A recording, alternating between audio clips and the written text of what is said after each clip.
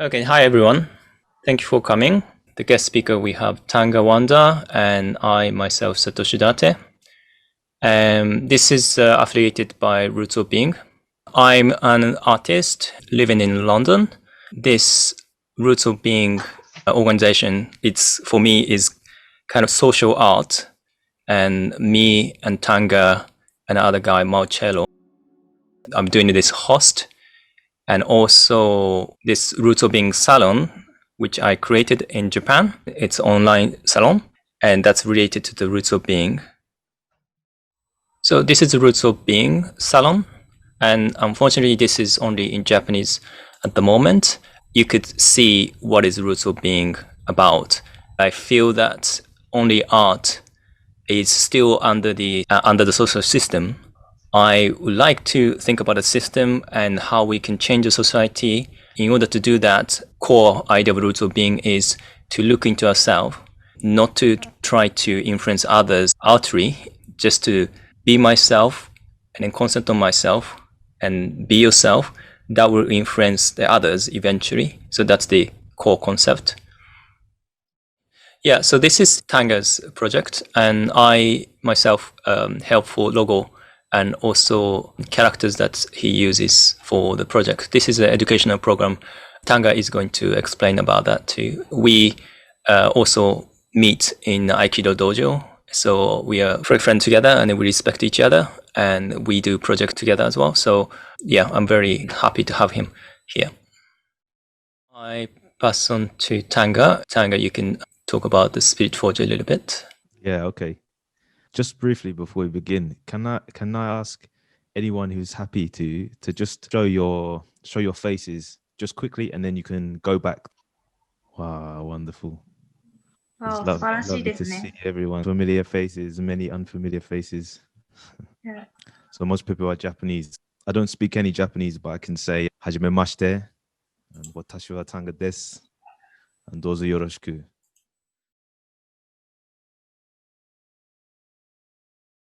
So Spirit Forge was a project which I set up with my partner Zoe, and we did so maybe 3 years ago now, 3 or 4 years ago.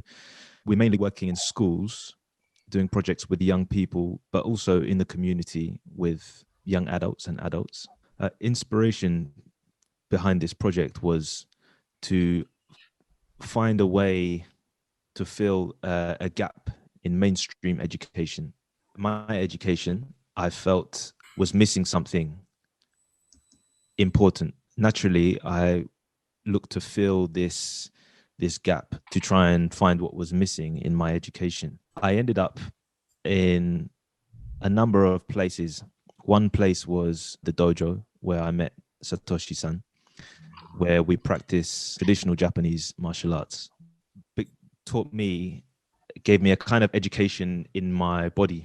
Another place I looked to fill this gap was through studying philosophy in mainstream educational setting. So places like college and university.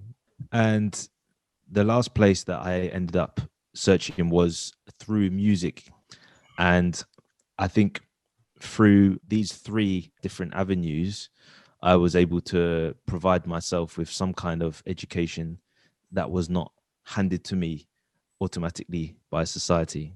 And I think all of these practices, and there are many others that I don't practice, but these kind of practices were beneficial for me in terms of trying to cultivate what we are calling today pure mind or pure heart. When we do the projects in the schools, in the community, we work with people, we work with a group for 6 days over 6 weeks. Every program we are using practices like martial arts, like music, like philosophy, and also many other practices which I do not practice, but other facilitators practice. At the core of all of these programs, we are meditating or thinking about what I'm calling virtues. An example may be something like power or feeling or reflection, this kind of concept. And these kind of things are typically ideas which we don't think about unless something asks us or somebody asks us to think about. Yeah, Tanga is thinking about doing this Spirit Forge in Japan as well. So, I'm sure some of you related to education. So please, keep in touch with us, and Tanga can fly to Japan and do some of this project.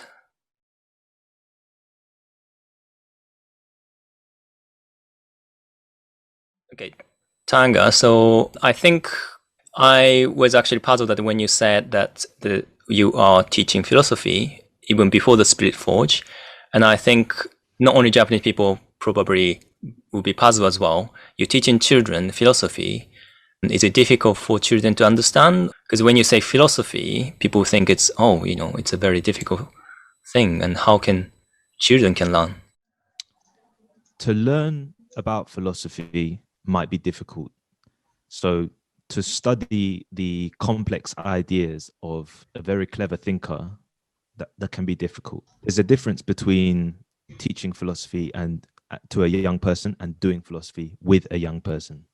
When I went to university and I studied philosophy, they say, here is a famous philosopher. He said these things, read about him, understand the ideas, and then prove that you understand the ideas. But to do a philosophy with a young person, I don't need to understand any philosophical ideas. I don't even need to know the name of a philosopher. I just need to be able to try and answer a question, or even just ask myself a question, and to approach the question with what we're calling today pure mind or pure heart. So children ask the question why a lot. If we are engaged in what we're calling pure mind, then we will entertain the child's question. We engage in a practice together around the question. A question like, is God real? Why must I eat the fish? A question like, why must we lock up the criminal? These kind of questions take time to answer, and they can become an inconvenience if we are trying to get something done. So if we have work to do, then we don't have time for these questions.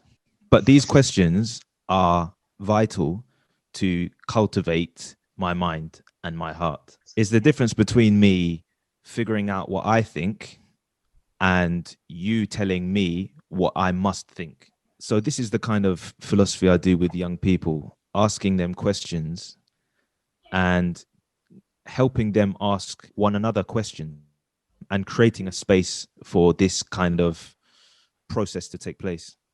Thank you very much. Yeah, I think it's we have this problem and in the society that it's especially in Japan that we have so much of pressure in the society, and then we not allowed to think deeply, and we don't have a space to think about it. I know that you've been doing a Jungian therapy, and also you study adult psychology too. In my information, that going to the psychological therapy session is quite common in Europe, I think.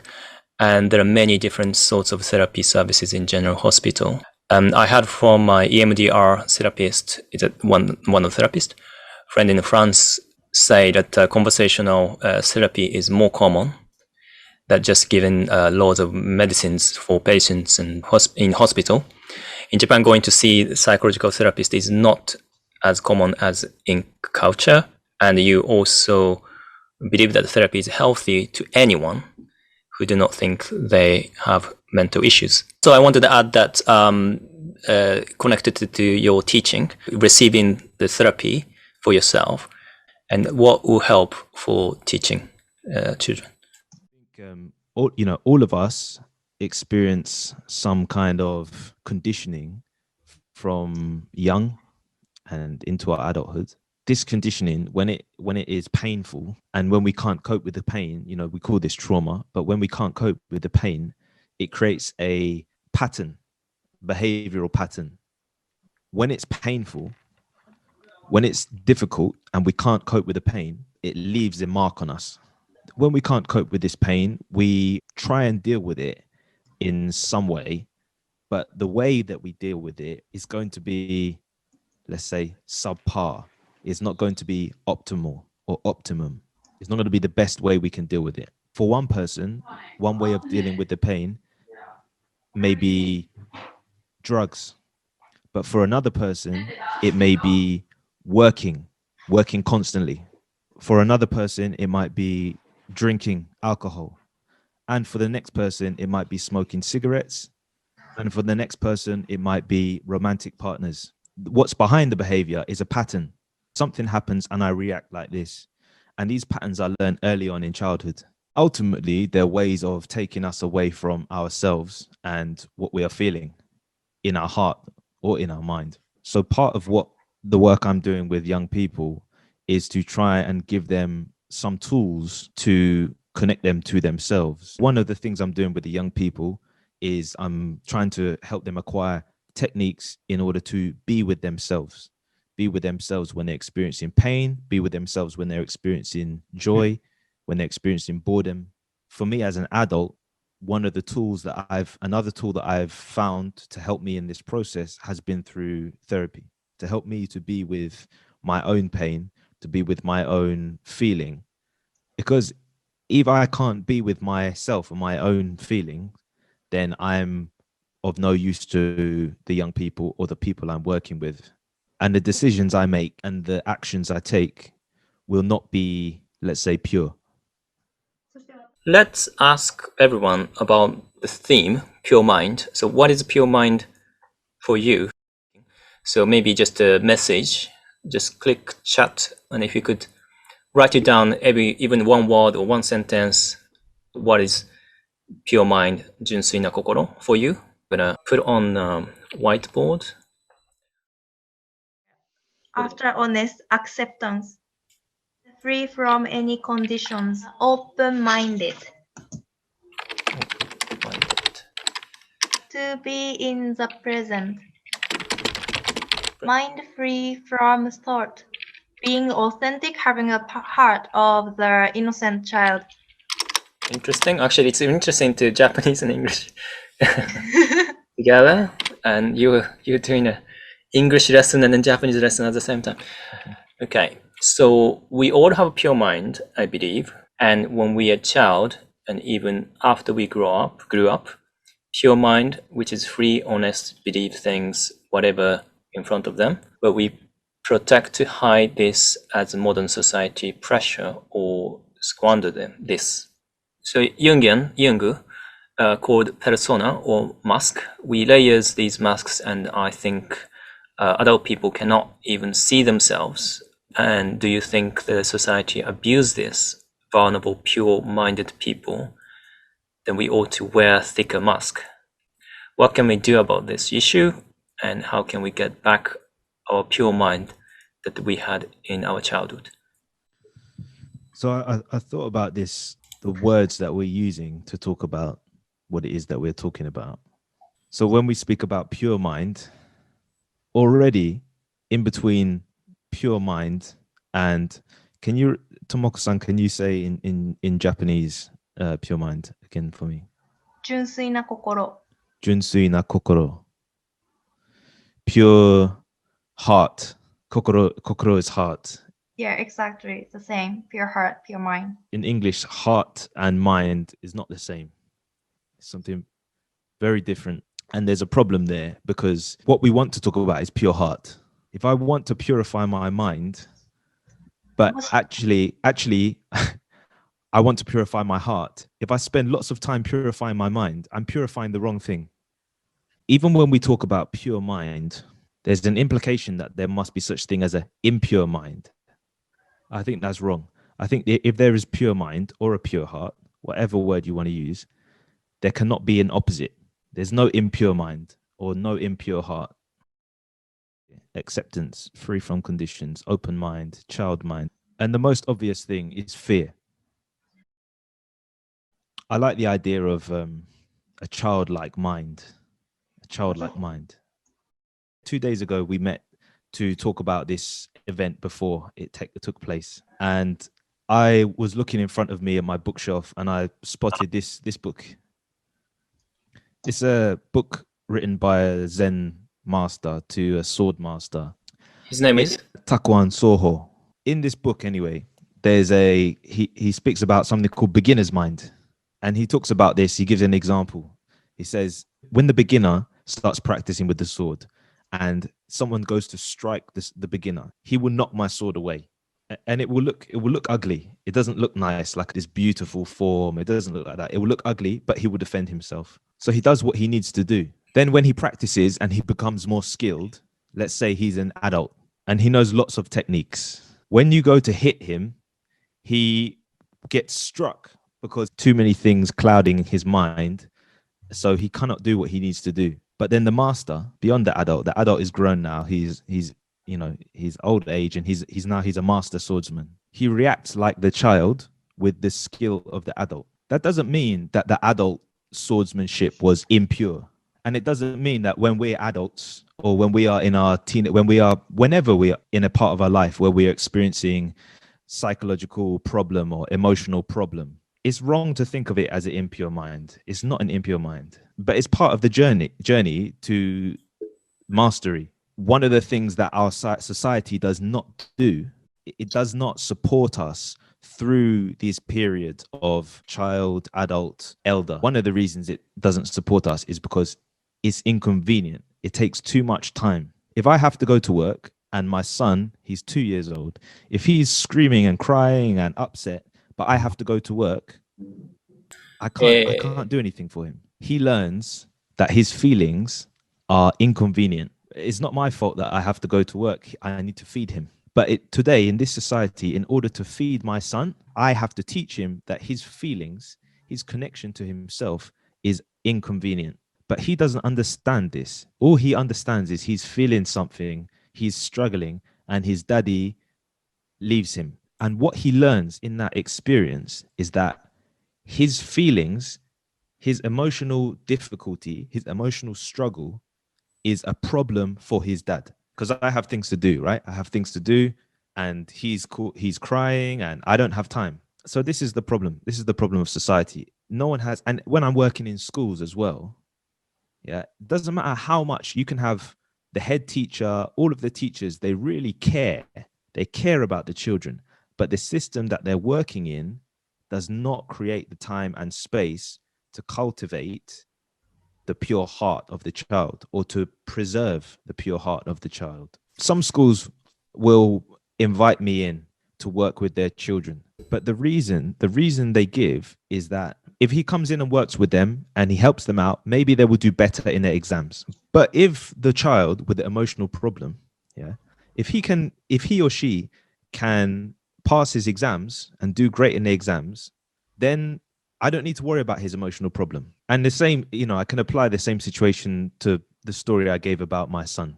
I can help him with his emotional struggle so that I can go to work. The emotional well-being, the emotional health of the person is put behind the agenda, the task, behind what we need to do. And this is just disconnecting us from this state of being, state of mind that we are talking about today as pure heart. Our society or societies all over the world, doesn't matter, UK, Japan, doesn't matter. They are crumbling. And the pandemic is one example. But there are many, many, many examples. So if we find a way to start with ourselves and put my connection to myself above my survival, whether that's work or whatever it is that I think I need to do. Otherwise, I'm just going to repeat the pattern. Tanga, so as we chat about the meeting, you talk about the 2-year-old son. Tell me the story about good and bad, and then you... Yeah, it's the same as pure and impure, good and bad. In the same way as I don't like the idea of impure. I like pure heart. I love this idea. But impure heart, I don't like this idea. So we can have the idea of pure heart without the negative. Yesterday, Satoshi, I was talking about my son, and I was saying to Satoshi, I don't call him good boy. If he does something that I like, I don't say good boy. And if he does something I don't like, I won't say bad boy. And sometimes I forget and I will say good boy. Yeah. My rule that I try to keep is I don't say good and bad, because when I tell him good boy, I'm telling him that if he behaves a certain way, then he is valuable. And if he doesn't behave that way, then he is not valuable. Can you imagine if my son did something naughty? Let's say he ate all the chocolate. He's not supposed to eat the chocolate. Let's say he found the chocolate and he ate the chocolate. Can you imagine if I said, you have an impure heart? That sounds crazy, right? So the language that we're using is also part of the problem. We're teaching these young people that there is a good and a bad, and if you do this, then you're good. If you do this, then you're bad. No, what I do with my son is I would try and thank him. If he does something that I like, I can thank him. And I can appreciate him without telling him that he's a good or a bad person. And if he does something that he's not supposed to do, then I try my best to show him something else to do, but without telling him that he's a bad person. And I didn't need to tell him he's a bad person. Even as adults now, even as an adult myself, I notice the ways in which I need to see myself as a good person. If I think of myself as a bad person, it worries me. I feel anxious at the thought that maybe I'm a bad person. But the reality is, I have done many things that have caused people hurt, that have caused people pain, that have been lazy, that have been, you name it, because I'm a human being. Everybody has done these things. If I can accept that I am a human being who is flawed, who will sometimes cause upset, who will sometimes cause pain, not on purpose, but sometimes will cause pain. If I can accept that, then I can accept my humanness. And if I can accept my humanness and accept that maybe I did something wrong, then I can change. I can change. But if I think that I'm a bad person for doing that thing, I will just try and convince myself that I didn't do it. Let me say I caused some pain to Satoshi. I upset him. For example, he invited me to dinner 5 times. Every time I forgot. If I can see myself as someone who makes mistakes, but even though I make mistakes, I am still someone who has a pure heart, then I can find the humility to say to Satoshi-san, I apologize. I forgot again. I'm going to try and correct this. But if I'm afraid, if I have a fear of being a bad person, yeah, then I will convince myself and I will convince Satoshi that, Satoshi, you are the one who's lying. I didn't forget. You got the wrong date. I will convince myself of something else. And the reason I would be afraid of being a bad person is because when I was young, whenever I did something that an adult didn't like, they called me bad boy. In school, if I didn't do something that the teacher liked, they call me bad boy. So the point being is we're acting out of fear. All the time we're acting out of fear of not being a valuable human being. And if we can learn to act from a place of safety, yes, from feeling safe and knowing that I'm a valuable human being, that is the best chance I have of growing and living in this state that we're now talking about as pure heart. When you ask the Q&A, people in the chat, what do they think about this idea of pure mind? People said things like honest, connected to their feelings, free from conditionment and conditioning. So those are some of the examples that people gave. All of these things are things that come about when we are either in a state of fear or safety. Yeah. So for me, safety is the key to creating a safe space. Is the key to finding our way into this state of pure heart. Now, going back to the chocolate theory with your son, how do we enforce prominent rules to children without dismissing their value to the world? Also, disclaimer: the story about my son and the chocolate is made up. So my son, he is real, but the chocolate story is just the example. I made it up. So the rule is important. The emotional message behind the way the rule is enforced has an effect on the person. Can I give 2 examples, quick examples? If my son eats the chocolate, the reason I don't want him to eat the chocolate is because 1 is the rule, don't eat the chocolate, but 2 is because it's not good for him. It's unhealthy. I want him to stay safe. Yeah. But what I don't want is for him to think that he's a bad person just because he ate the chocolate when he doesn't even understand what the chocolate is. When I enforce the rules, do I shame my son, or do I enforce the rules and make him feel safe? I want him to think, my dad doesn't want me to eat the chocolate because he loves me. I don't want him to think, my dad doesn't want me to eat the chocolate, and if I eat the chocolate, then he does not love me. I don't want him to think that. Whether he eats the chocolate or not, I want him to know I love him. But that doesn't mean that there is no rules or no punishment. If he continues to eat the chocolate, then maybe I take the chocolate away from him, or maybe there's another punishment depending on how old he is and how mature he is. Just to clarify, both myself and Mr. Date-san, we both agree the rule is necessary. My issue is with how do we enforce the rule? If we can enforce the rule without any shame, then we can preserve this pure mind. So Tanga, you mean that there's a many way to punish, like you can shout, or you could hit them, or maybe you could ignore them. I mean, I think there's many way to do that. So there's a different kind of level. As a parent, it's very hard for you to kind of facilitate the safe environment. And Yes. I mean, I'm sure all the participants here today, there are many children, they have children, and they are struggling with that. How do you guide that? Because we have emotion, we get upset. As you said, like when you want to go to work, you think about your convenience as well. The safe environment for the child is again necessary in order to preserve and cultivate what we're talking about as a pure mind. Creating this safe environment is the biggest challenge of a human being's life. Whether we have children or not, it doesn't matter. It's the same, whether it's my child or a child of someone else, the principle is the same. I think the key point that I'm trying to make is about the message that we are telling the young person about who they are as an individual and how they are valued. If my anger and my fear is communicated to that child, is mixed up and is communicated to that child in a way that is, let's say, reactive. It's not my choice. I'm just reacting to something they've done. I'm angry and I express myself. That's not helpful for the child. That's not to say you should never show anger to a child. Sometimes a child needs to see the anger. But what I'm saying is if it comes out in a way that I'm not in control of or I'm not conscious of, there's a problem. Whether something is being expressed in a conscious way or an unconscious way. The reason this is important is because if my son learns, and anyone's son, if my son learns that when he has a feeling or when he has a desire or an urge, that's bad, then I'm disconnecting him from his heart. Can I say something? Oh yeah, Hidemi-san, hey. Hi, hello, I'm Hidemi. Thank you for a very interesting talk.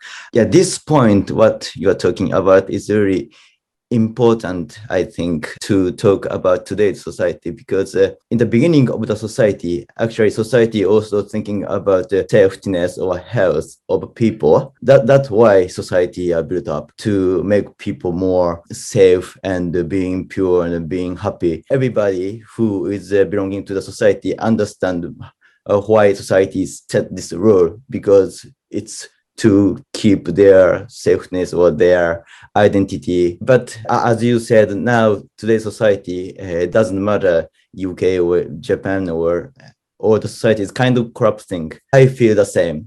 And the reason why today's society corrupting is maybe they are losing why this rule is existing. Yeah, it's really impressive. You said you don't conditioning the children, but or good, because it makes children like an effort to being a good person. It's kind of hard to try to being good person.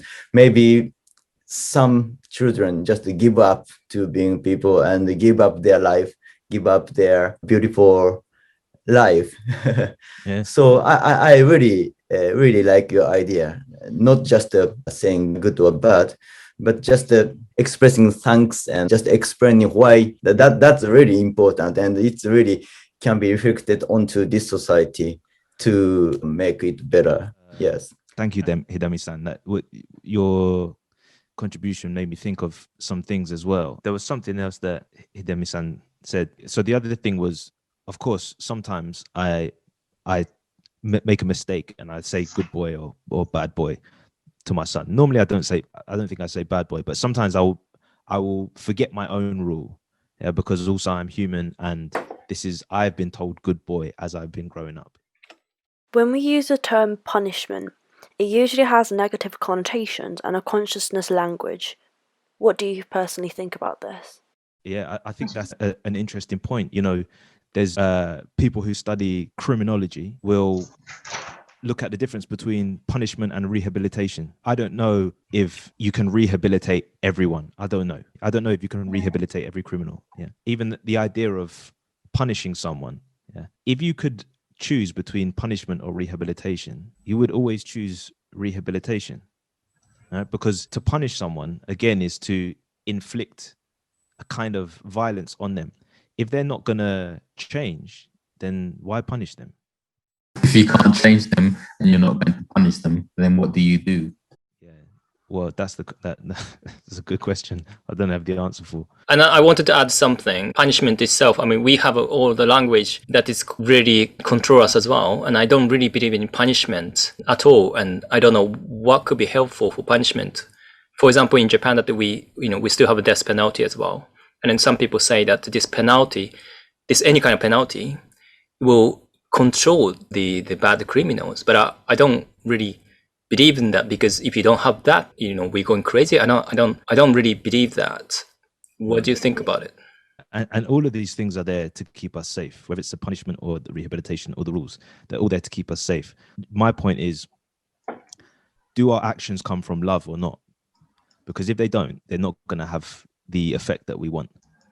Because I can tell, or we can all tell, whether or not someone else is acting towards us from a place of love or not.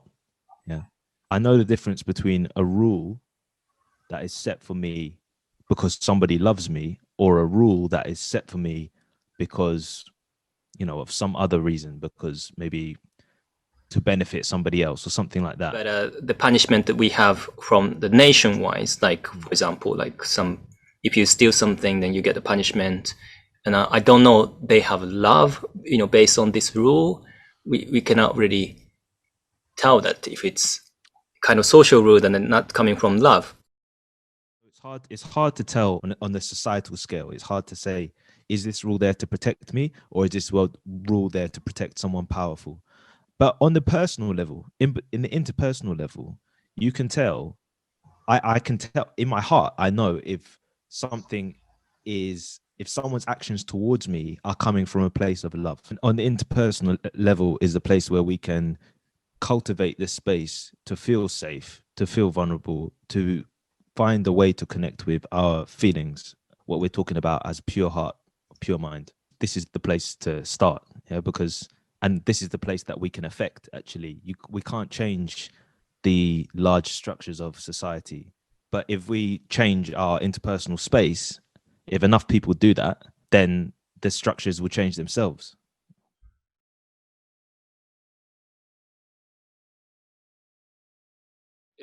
Please send us email, which we only have info@rootsofbeing.com. For Japanese people, you could go to Salon and then you could message us. But it would be nice that if you have a kind of platform, don't you agree, Tanga? Yeah, absolutely. I mean, we have an online salon, but if you wanted to join, even you're English speaker, please let us know. I'll think about it. I just started from Japan.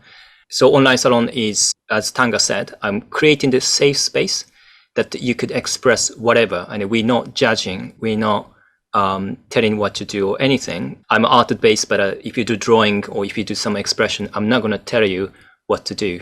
I just wanted to create a space, the safe space, and you could express whatever, and then we can discuss that within the salon. We use a Facebook group to do that, and we do also this kind of discussion or guest speaker workshop and many things. So if you're interested, please let us know. Thank you. And I think there's real value in these conversations happening in small spaces. these small interpersonal spaces are where I think these conversations need to start. And maybe there is a format where it could be more interpersonal between participants as well. Are we rounding up, do you think? Well, it's up to you.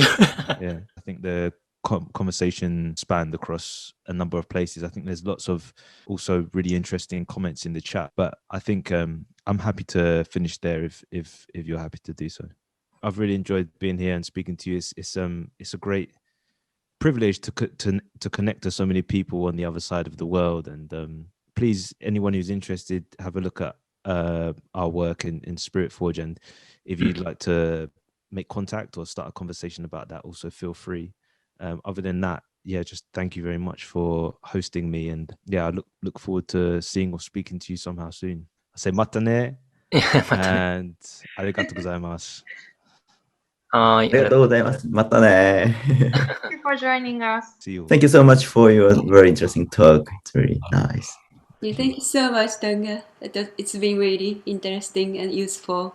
I work as counselor and also I do some spiritual work. So what you've been talking, it's really, I can really relate to you and thank you. And I'd like to connect with you more. That's wonderful. I'm going to put my email address at the bottom just so if Great, anyone do wants to continue conversation with me, please do. Yeah, please Great. don't hesitate. Thank you very much. Okay, thank you very much. Okay. See you later, everyone. Bye-bye. See you. Thanks. You can. We can have a maybe 5 minutes break, and if you want to be here, just be here. 多分みんな日本語で大丈夫なんじゃないかな、もいや、面白かったですよ。すごう。い。よかったです。なんかちょっと、はい僕らは結構キリキリ回ってたんですけど、あ大丈夫かなっていう。いや、でもなんか、あと社会の根底について話さなきゃダメですね、やっぱり。そうなんですよ。結局そこが問題なんですよね。まあ、だからこそ僕とかタンガとかはできる範囲の僕らの中で少しずつ波紋を広げるというか。だから本当にその根底のエデュケーションの部分をどうやってやっていくか、そこにはなんかピュアネスみたいなものがすごい重要で。どうですか、秀美さん、教育者として女子美で。いや、だから本当に、もう日本の大学生、もう日本で大学生までなっちゃうと、もう、今回のトピックの中にもありましたけど、そのフェアネスっていうか、コンディショニングされなければいけないっていう、なんていうんですか、恐怖心でもう満ち満ちてくるわけですよ、大学に。社会にどうやってフィットするべきなのか、みたいな。それは、ね、大学を卒業することとか、就職することとかっていう具体的なプレッシャーがあるわけですけど、別に大学なんか行かなくたっていいし、就職なんかしなくたって生きていけるわけですよ、本当は。だけど、もう小学校、中学校、もっと言えば幼稚園くらいから、この社会にあなた方は歯車としてフィットしていかなきゃいけないんですよっていう教育を受けてきてるわけで、そこにさっきも話題になりましたけど、なぜその歯車にならなきゃいけないかっていう理由がないわけですよ。もうそれもサバイブしなきゃいけないっていう、もっとなんか切実な問題で書き消されちゃって。サバイブになってますよね。そう、サバイブなんですよ。何かしたいというよりかはもう、それをしなければ生き絶えてしまうんだっていう、イメージが子供たちには植え付けられてますよね。そう、だって小学校に行かなきゃいけないんでしょ。中学校に行かなきゃ、中学校卒業したら高校に行かなきゃいけない。高校に行ったら大学に行かなきゃいけない。大学に行ったら就職しなきゃいけない。じゃないとあなた方は生きていけないですよっていうことを言われ続けて育ってきてるんで。いや、僕もそれはその恐怖がかなりありましたよね。小さい頃から。だから、そこのレールに入っていかなかったら、もう 99% の人はどうするのっていう顔をしますよね。どうするのそうそう。で、その恐怖心がもう先行したって、本当の自分のクリエイティビティとか、なんか、なんていうのかな、自分の本当の幸福みたいなことに、たどり着けない人が多いと思うし、大学でやるべき研究みたいなことまでもうたどり着けない。まず、その大学を卒業するということが目的になってしまって、だから、それを一から取り崩して、本当はあなた方は自由なんだと。自由になるために大学があるんだという、そもそものところから問い直さなければいけないっていう、すごい作業を強いられますよ。今の日本の大学の教員は。もういっぱいのしかかってくるわけですよね。そうです。なんて言うんですね。まあ、あんまり、中の文句言ってもしょうがないですけど、ここ言っちゃいますすいません。秀美さんにはまたゲストでぜひお呼びしますので。すいません、なんか僕ばっかり話しちゃって。いや、全然しゃってください。なんかありますマキさん。マキさんに振るってみる。マキさん、そうだ、秀美さん知ってるやん。はい。お久しぶりです、秀美さん。あれお久しぶりって言っていいんですかね。これ僕の絵ですけど。マキさんってマキさんですか？あのマキさんですね、多分。マキさん、なんか意あらら見。らいや、今おそうです話しされてた秀美さんのお話、すごく響きました。まさにその通りだなと思って。あら、そうですか。はい。やっぱこう、なんだろう、正直、大人になりたくないとか、まあ、成人して社会に出て働きたくないっていう気持ちが私もあったけれども、働かないとあなたどうするのっていう、まあ、当たり前のような親からの意見とか、まあ、世間一般の意見ですよね。やりたいことが見つけられてなかったですね、はっきりと。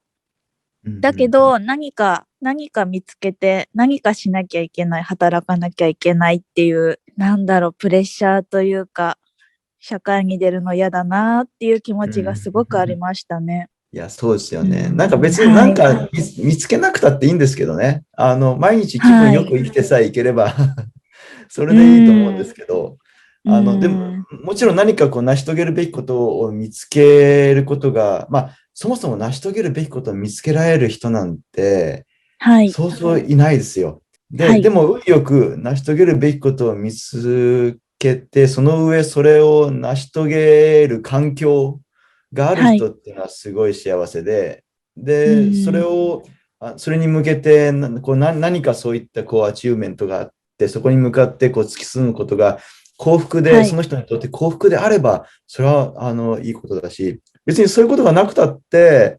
毎日気分よくなんか窓辺にお花とか飾って、ああ、気持ちいいみたいな生活を送るだけでも十分こう、人間の生活を全うしてるっていうかそうですね。なんか、そういうのが自分にとってのなんか癒しであり、なんかこう求めてることだったり、幸せに感じられることだったり、日常の些細な時間が、何気ない時間が、私は好きなんですけど、やっぱこう、親から、すいません、どうぞ。いいです、どうぞどうぞ。何やってんですか親からのなんか言葉がやっぱりこう結構身近な存在でもあり、なんですかね。なんか正社員じゃないとダメっていうのもすごく感じてましたね。そうなんですよね。それもあれですよね。親が考えるいい悪いで、単価が言って、親のエゴでいかないと思うんですけどね。はい。だからもうコンディショニングだらけですよね。はい。でも別に生きてさえいけりゃいいと思うんですけどね。いや、全く僕はそう思ってます。そう思いますよね。人様に迷惑をかけていないのであれば。別に人様に迷惑かけたっていいんですよ。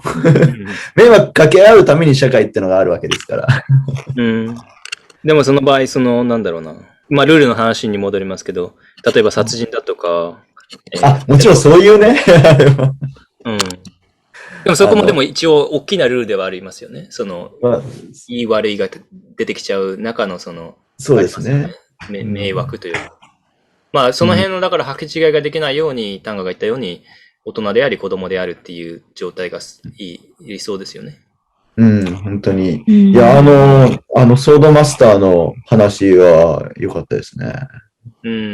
なんか僕、あれどっかで聞いたこと、あれ有名な本ですか？有名なんですか？なんか名前聞いたことありますよね。そうですよね。なんか、僕もそのくだりはなんか知ってるなと思って、でも、もう一度そのくだりを思い出して、いやー、そうだよなと思って、なるほど、確かに。とにかく、まず、その面を避けなければいけないということを忘れてしまっては。そうなんですよね。いや、まあ、武道やってると結構そういうのは本当ぶち当たりますよね。フォームがある意味、人間でいうロジカルな部分でしょうね。生きていく中で。社会と同じですよね、本当に。なんか、良き、生活を作るために、こう、ルールを作ったり、社会制度を作ったりするわけだけど、そればっかりが先行してしまうと、最初の良き生活を得るっていう目的は忘れてしまって、面を受けてしまうっていうのと、いやー、まあで今日のもそうですよね。話。でもまあそれは例えの話ですけどね。でもその、普通にのんびり生きてたら面を受けるかって言ったら、確かにまあ社会の面っていうものを食らうかもしれないですけどね。周りが何のんびりしてるんだっていうことで、てやってこう、面を食らうかもしれないけど、その面自体も間違ってるかもしれないですね。実際の世界の中では。そうですね。だからロジカルな、こうでなければいけないっていう大人たちが決めたことに、そうそう、だから純粋でいられるっていうことが、特に日本とかだと認められないじゃないですか。そうなんですよ。だから、バカみたいに遊んだりとかね、なんかこう、正直でいることによって、ちょっと今回話さなかったですけどね、正直でいることでターゲットにされてしまうっていう世の中があるじゃないですか。まあ、オレオレ詐欺もそうだと思うんですけど、オレオレ詐欺って古いか。ご老人方に騙すのってまだやるじゃないですか。それはある意味純粋な心を悪く使って利用して犯罪が起きてるっていうことは、やっぱり純粋な人たちっていうのは弱い立場であり、ターゲットにされてしまうっていう世の中があることで、まあ、仮面をかぶっていきなきゃいけないってことになるんでしょうね。セーフプレイスじゃないってことが問題ですよね、社会で。そう、いや、だから本当にセーフプレイスを作るってのは重要ですよね。ひでみさん、サンクチュアリー作るって言ってできました？今、物件を探してます。一昨年ぐらい書いてます。そう。いや、結局、北海道でやると思ってたんですけど、東京であんまりこう、身動きが取れなくなっちゃったんで、今、東京でやろうかなと思って。今、そこは、中野ですか？中野ってか。今は、あれです。杉並ですね。杉並です。杉並区です。いい感じ。杉並区にサンクチュアリを。どんな感じの構成の家なんですか？ここです。今ここですか？ここ、そう。ここは今、一軒家なんですけど。一軒家なんですね。でもすごい狭い一軒家で。秀見西田のサンクチュアリ、聖域ですね。これからこう拡大して。ごめんなさい。どうぞ。サンクチュアリのお話なので、サンクチュアリ思うんですけど、あとそうですね、そういう場所っていうのも本当必要だと思うし、あとやっぱ自分の心の中にサンクチュアリ持つっていうことってすっごい大事だと思うんですね。そうやってさっきタンガが言ってたセーフティーとかセキュリティとかそういうこととつながると思うんですけど、本当自分の中に安心できる場所、自分の心が安らぐ場所、そういうものを一人一人のね、特に子供の頃からそういう自分の中サンクチュアリー持つっていうことを例えば大人が教えてあげられることができたら、子供はものすごいもっと変わると思うんですね、気持ち的に、安心できると思う。なんかね、皆さんはどうかわからないですけど、まあ美香さんとかね、秀美さんとかサンクチュアリーを持ってるって育て、僕もそうだと思うんですけど、運よく育てられたと思うんですね。それは環境のおかげだと思うんですけど、まあ僕の場合はたまたま母親が野放しにしてくれたんで、あとはまあ、おじさんがすごくこう、子供の心を持ってこう接してくれて、こう何でも受け入れてくれて、何でも聞いてくれたっていう、そういう素敵な大人がいたので、それがなんかこう、少しずつ自分の内側の中に安心する場所っていうものができたと思うんです。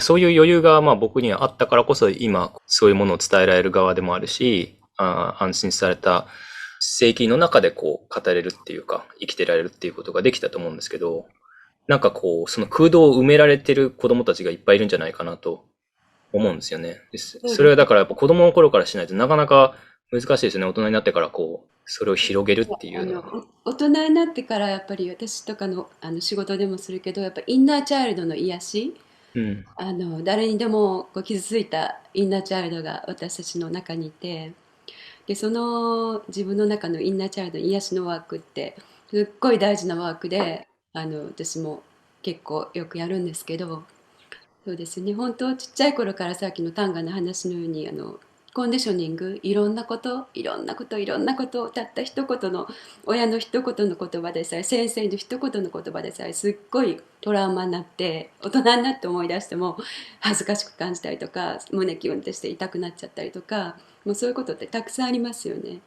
でましてや例えば親に虐待されて育ったかわいそうな子どもたちとか、その子たちの心のそのサンクチュアリ持てって言われたって、ね、そんな環境になかったからもちろん持つことできなかったし、だから、ね、だからもう教育がそういうことを子どもたちに教えられる教育の場があったらいいなって私は思うんですね。でまあ教育の場って言ってももちろん学校に行ける状態でない子どもたちもいますよね。もうそれこそ究極だと親のいない子どもたちもいるわけですし、だからもうなんていうのかな、もうコミュニティ単位でもっと子どもたちをケアできるそういうコミュニティを作っていくっていうのがすごい大事なことだなって私は感じてるんですね。作りましょう。ひなみさんのその聖域は、それできるんじゃないですか？子供たちとか、女子美だけならずに。まあ、女子美の生徒をそういうとこ連れて込んでったら、なんか、女子美に怒られるかもしれないですけど、なんか違うことやってんのかってなるかもしれないけど、ね、小中高幼稚園がなんか集まってなんか面白いことやるみたいな場所がね、あるといいですよね。まあなんかその僕の役割は、もちろんその小さい子供たちの教育をどうにかしなきゃいけないっていうのあるんですけど、まずもう、まあ僕が一番こう対峙してるのは、今、20歳前後の学生たちなんで、まあその人たちの聖域をもう一回取り戻すっていうか、要はね、いわゆるこう、インナーチャイルドっていうか、心の中の聖域みたいなものをぶち壊されながら育ってきた人たちなんですよ。そういう人たちが、いや、いいんですよと、それを取り戻しなさいってまず、言わなきゃいけなくて、で、それをまあ、やっぱりこうリハビリテーションっていうか、まあちょっと意味は違いますけど、さっきの文脈とは。そういった本当は持っておくべき、持っていていい、こう、内面のなんか自由さとか、それこそ純粋さみたいなものをもう一度取り戻す場所が、まず、まあ僕が今対峙している年代の学生たちには必要で、それをまずやらなければいけないなと。で、もちろん、これからそういった、年代が待ち構えている子供たちに対しても、それを、捨て去らない教育をしなきゃいけなくて、今、公立の教育は全部、まあ、それを一旦捨て去りなさいと。有益な人間になりなさいということが今の、まあ、他の国はどうか知りませんけど、日本の、まあ、そういう教育システムなわけですよ。だからそれを、まあ、システムから根底からこう変えていくのは非常に難しいけれども、やっぱりタンガさんのように、草の根って言ったら失礼かもしれないけれども、小さいところから徐々にこう、子供たちのそういうこう内面を救っていく、救わなきゃいけない状況を避けるっていうか、それをこう、キープしながら成長できるような、教育に本当はしなきゃいけないし、社会がそれをやっていかなきゃいけないですね、本当。でもやっぱりそれぞれなかなか大きな社会制度を変えるのは難しいから、僕はその大学生に向かってそういうことをしなきゃいけないし、まあ手法はだから違ってくるかもしれない。で、こう小さな子供たちに対峙している人たちは、そういう子供たちに対してそれぞれの活動をしていかなきゃいけないっていうのはもう本当に、やっていかなきゃいかんですね。そうですね。そうですね。あと本当日本とこっちの私は10歳の息子がいるのでこっちの学校のこととか分かるんですけど、でここの地域ってホームスクーリングの子どもたちがたくさんいるんですね。でうちの子はまあ学校行ってるんですけど、でもそのホームスクーリングのやっぱり子どもたちっていうのはやっぱりこうフォーレストスクールとかって言ってフォーレストがすぐ近くにあるので、そのフォーレストの中でいろんなことをやったりとかやってるんですね。でうちの息子も休みの時はちょっと参加とかできるんですけど、なんていうかな、日本だとなかなかねホームスクーリングしてる人も本当ほとんどいない感じだと思いますし、難しいっていうかね、だからそういうなんていうのかな、まだホームスクーリングしようって学校のああいうエデュケーションのああいうシステムには賛成できない親御さんたちが、うちはもう子供は行かせない、ああいう学校に行かして型にはめてそういうのはしたくないっていう親御さんが結構ここの村にはたくさんいて、結構大きなコミュニティがあるんですよね。だから本当なんかそういう意味で日本に比べてまだ自由があるっていうか、うん。そのホームスクールの場合はもう親が教える感じですか、完全に。家庭によりますね。やっぱり、ほら、やっぱりチューターを雇うって言ってもお金がないとチューターなかなか雇えないから、だからまあ、ちょっとお金に余裕がある人はチューターも雇って、そういうフォレストスクール行かしたりとか、あとスポーツ、やっぱそういうホームスクーリングの子たちにスポーツやってくれる人がいたりとか、そういうとこ行かしたりとか、あとスカウトも森の中でやってるのでスカウト行かしたりとか、でやっぱりチューターを雇う余裕がないとやっぱり親がちょっと教えたりとか、でまあ年齢によると思いますけど、ちょっと大きい子だったらまあコンピューター使えるからそこでオンラインで数学やったりとか、そういう感じで、それがでもなんかコミュニティ範囲で、その近場だけで、もしかしたらその親の中にも、教える能力のある人たちがいるかもしれないし、そういう感じでできたら最高だなってちょっと思いましたけどね。教わんなきゃいけないことってまあ一応あるわけじゃないですか。国語算数とかいろいろ。だけどその中でやっぱり一番子供の中で必要なのっていうのは、どういった先生でどういった影響力のある人がいたかってことの方が重要だと思って、そういう能力のある人がいれば、それでいいと思うんですよね。覚えることって後でもできるし、ほとんど覚えてないですしね、小中高といろいろやって。もう全然覚えてない。だから、国語はまあ重要かもしれないけれど、それ以外に関しては、なんかどういう先生がいたか、あの先生本当素敵だったなとか、子供に優しかったかなとか、そのことの方が重要だと思うんですよね。そこがなんかやっぱりセーフティーな、この大人なら心を許せるみたいなのがあるじゃないですか。尊敬できるね。だからそういう人の方が全然必要だと思うんですよね。だからコミュニティの中、例えばね、10家族あったら1人はやっぱりそういう人がいるし、親が必ずしもぴったりそういう先生になれるかといったらそうでもないし、僕の場合はやっぱり、おじさんでしたから、ちょっとワンステップ置いてね、おじいさんとかね、おばあさんとか、そういうなんか素敵な大人、子供の心で、純粋な心で対応できる大人っていうのが一番必要だと僕は思いますけどね。いや、そういうのは本当に素敵だなと思いましたね。私自身が本当そのコンディショニングも型にはめられて育ってきて、親から何しろあれしろ、習い事も全部決められて、成績もこれを取らないとダメ。それ以下だったらもう本当に罰与えられるとか。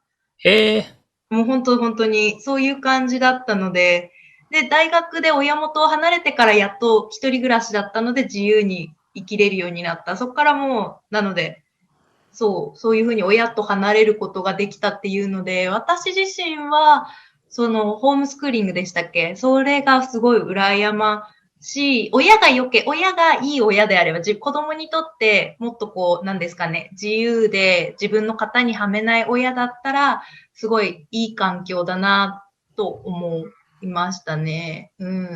だからなんか学校とか社会を変えるよりも、私個人としては親を変えてほしい。親がそういう思考を持つようにしてほしいですかね。親の教育ですね。親の教育。親になる大学作るべきですよね。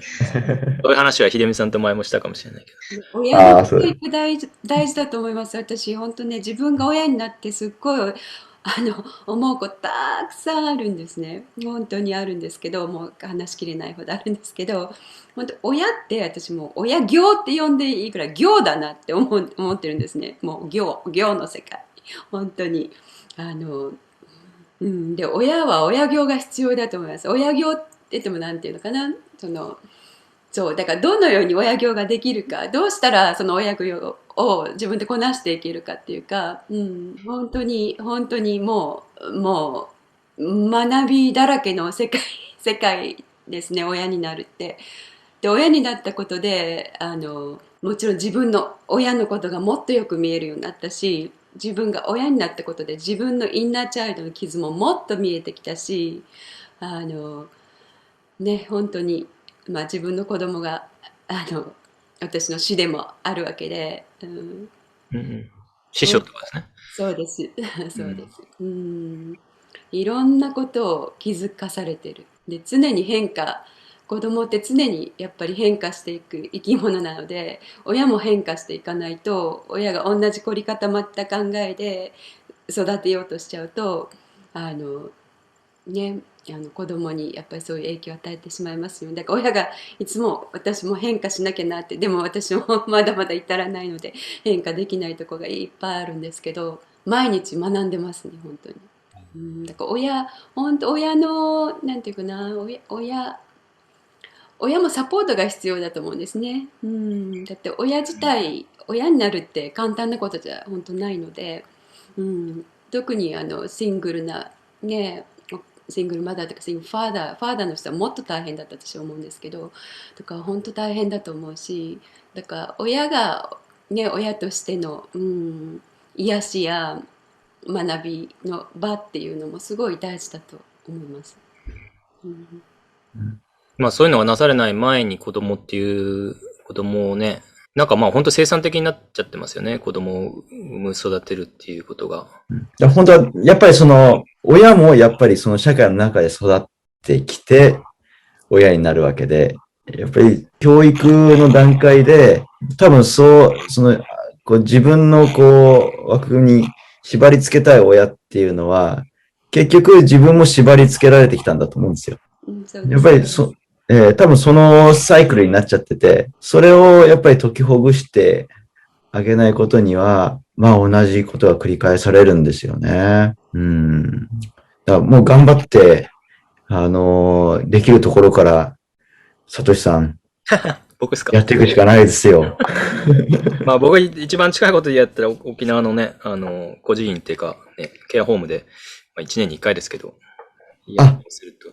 そうなんですね。言ってなかったですけど、なんか、そう、教わって、そう、親がいない人たち、まあどういった理由か、死んでる人もいれば、亡くなってる人もいれば、単純にいなかったりネグレクトっていう人たちが集まる、ケアホームがあって、でそこで僕がなんか、行って、なんかワークショップさせてくださいって言ってやってるんですけど、なんか、やっぱりそういう、もっとどんどんやっていきたいなっていう。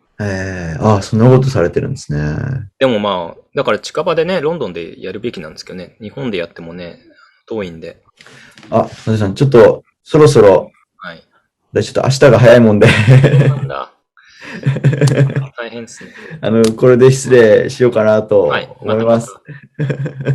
ではでは、秀美さん。すみません。皆さんどうもお邪魔しました。いやいや、ありがとうございます。来てくれて。すごい楽しい時間でした。おやすみなさい。おやすみなさい。また、失礼します。まあ、親のことは好きですけど、実家に帰りたいなと思うし、親は好きだけど、親の考えは好きじゃないですね。そのアンコンディショナルラブはあるけど、ってことですね。でも、ある意味それですよね。面白いのがさ、親がそういう条件付きの愛を与えてしまうからこそ、その条件付き愛でしか愛せない何か。いわゆるなんか恥ずかしがり屋な感じだと思いますけどね。そういうものを恥ずかしがり屋っていうのかな。そういうのをなくしてコンディションなしの不条件の愛っていうものを本来親もね、与えるべきだと思うんですけど、それができないからこそギクシャクするわけじゃないですか、親と子供が。何をやってもいいんだよっていうね、難しいですね。そうなんですよね。なんか視野を広く、親が経験してないことも、子供がしようとした時にはちゃんとなんだろうな、心配なのはわかるんですけど、応援してほしいなって思ったり、例えばね、外国とか私は興味があって留学したりとかもしたんですけども、親的には反対ですよね。なんか世界観を広げたい、語学学びたい、経験したいっていう気持ちで、前向きな気持ちで外国に出ようとしてるところを親は、なんでそんなことにお金使うのみたいな。結婚する時のために置いときなよっていう。まあ、なんでしょうね。なんで外国怖いじゃんみたいな。何今そんなことしてんのみたいな感じで、なんか否定されると、やっぱ身近な人に否定されると、なんか外国に出るっていうのもワクワク半分、後ろめたさ半分、罪な意識を感じるんですよね。それがなんかもったいないなと思います。ワクワク 100% でいきたいんですけどね。ワクワク 100%、ワクワクが必要ですよね。ワクワクすることも純粋さでもあると思うな。はい。だからワクワクしちゃいけないって感じなんでしょうね。そう、ワクワクが半減します。ワクワクが半減。で、なんか自分がこう悪いことしてるんじゃないかってちょっと錯覚するというか。そうね、ワクワクはい。楽しんでることがダメとされる社会があるよね。そうね、なんか、そうね。でも否定的であるよね、結構、世の中って。はい。なんか、はい例えばさ、マキさんが他の人に、なんか、明日こういうことがあって楽しいんだよとか、面白いことあるんだよって言った時に、何それみたいな。そういう反応する人って多いと思う。なんだろう、それはどういう気持ちでそういう反応するんですかね。でもなんかその、痛ましいというか、そういうのもやっぱり、あるんだろうな、コンディションの中から。自分の方が幸せだよって思いたいってこと、そうそう。それもあるんだと思うけどね。どうぞ。自分が幸せって思えてないんでしょうね。だから、そうですね、親、子供というよりも友達とかもそうだと思うんですよね。友達の間でも受け入れるっていう姿勢がやっぱりできてない。います。本当にいます。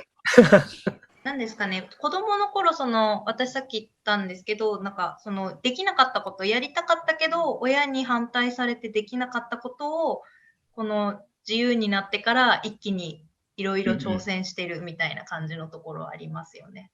なんか、逆に子供の頃の方が純粋じゃなかったけれども、純粋な心を抑えつけられてた。けれども、逆に離れてから、もうなんか全部純粋な心を取り戻したというか、逆に今作り上げてる部分もあるというか。いいですね。ピカソみたいですね。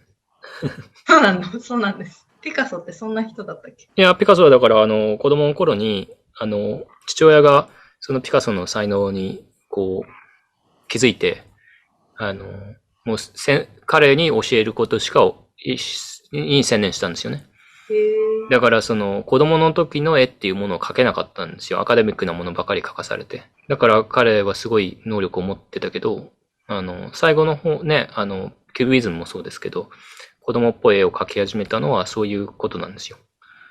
自分のなんて言ったかな、ラファエロみたいに描くのは1年数ヶ月でできるけど、子供の心を持って描くのには私の人生すべてが費やしたって言ってましたね。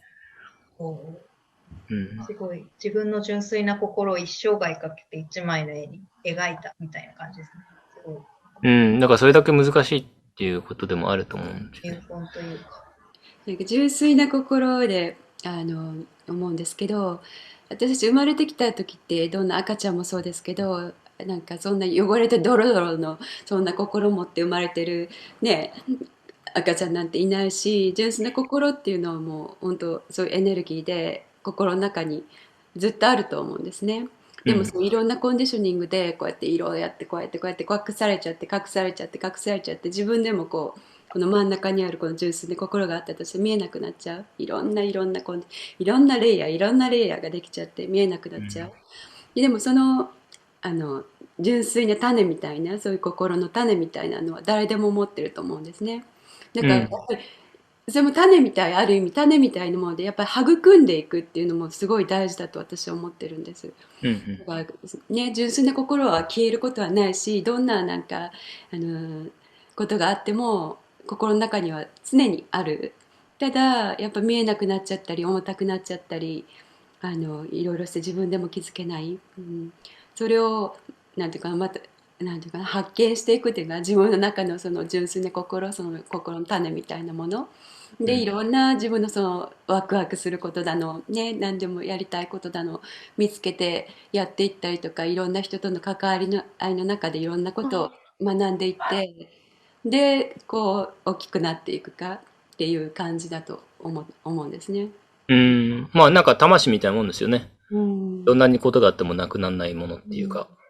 種って表現すごくいいですね。それもなんかまさにルーツオブビーイングって感じじゃないですか。もう種から、例えば種の環境がすごいもうなんか周りが極寒の寒いところだったら育たないし、太陽の光がなければ育たないし、水もなければ全然育たない。そういったのが、私たちの今ある、なんか制限された社会を表しているのであって、それからもしルーツ・オブ・ビーイングっていうそう活動が、その私たちのその核となる種をすくい上げて、適切な場所を見つけて、そこでどんどん育っていく。そしたら、私たちのウェブサイトにある、大きな木、なんか色鮮やかな、もういろんな実がくっついたような、なんかそういう実りのある人生の木になるっていう意味ですごくぴったりじゃないです？うん、そうですね。いい感じ。いい感じに。